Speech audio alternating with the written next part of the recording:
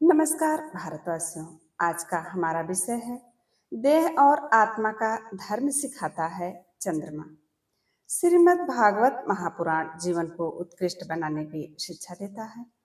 श्रीमद् भागवत महापुराण के एकादश स्कंध में भगवान दत्तात्रेय ने अपने 24 प्राकृतिक गुरुओं से प्राप्त शिक्षा का राजा यदु के समक्ष वर्णन किया है, जिसमें जीवन प्रबंधन के तत्व निहित हैं। भगवान दत्तात्रेय ने अपने छठे गुरु चंद्र से क्या शिक्षाएं ग्रहण की, जानने का प्रयास करते हैं। भगवान दत्तात्रेय महाभाग अपने छठे गुरु चंद्र से ग्रहण की आध्यात्मिक शिक्षा के स्वरूप को उपदेशित करते हुए महाराजा यदु से कहते हैं, हे राजन, जिस प्रकार चंद्रमा की कलाएं तो घटती बढ़ती हैं, किंतु उसका मूल स्वरूप सदैव निर्विकार रहता है, उसी प्रकार जन्म से मृत्यु पर्यंत समस्त अवस्थाएं केवल इस नश्वर देह के विकार हैं। आत्मा तो उस पूर्ण इंदु यानी चंद्रमा के समान है, जो देह के घटने बढ़ने से सर्वथा विलग और सनातन है।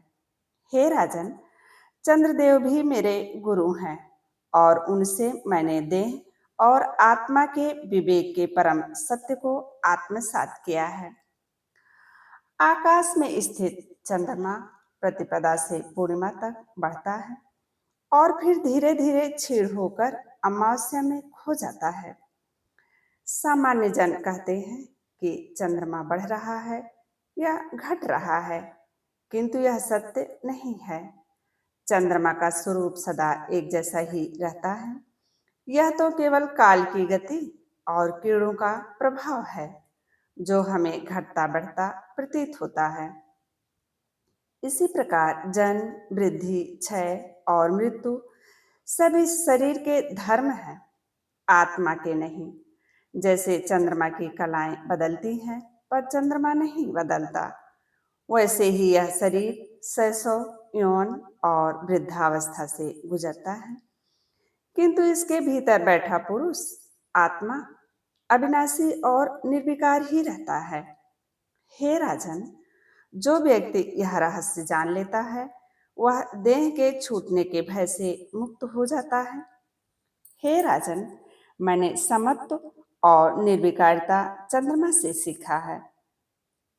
जब वह अपनी पूर्ण कलाओं से युक्त होकर शीतल चांदनी बिखेरता है, तब वह हर्ष से फूलकर उन्मत्त नहीं होता, तथा जब कालचक्र उसे अमावस्या के गहन अंधकार में ढकेल देता है, तब वह विषाद में डूबकर अपनी सत्ता का त्याग नहीं करता।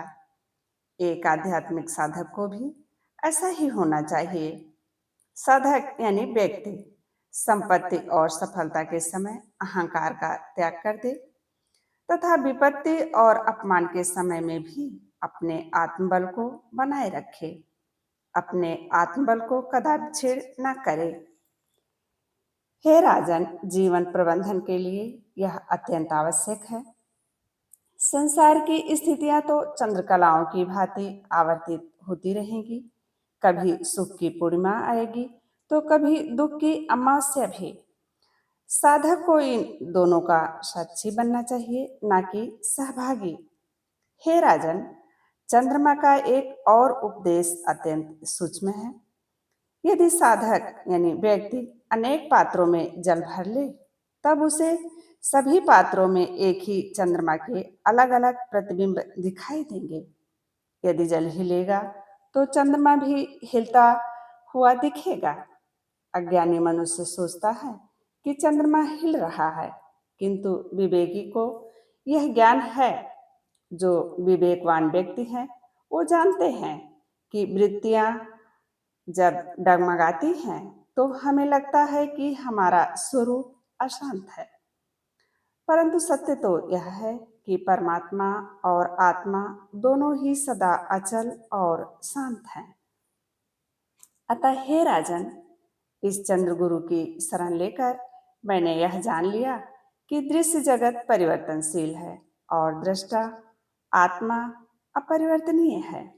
इसीलिए एक आध्यात्मिक साधक को अपने शरीर की अवस्थाओं पर हर्ष या शोक नहीं करना चाहिए।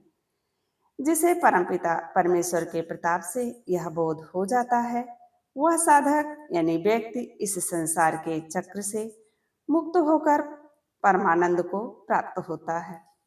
भाइयों एवं बहनों, आपको भगवान दत्तात्रेय की यह शिक्षा कैसी लगी? हमें कमेंट बॉक्स में अपने विचार जरूर बताएं।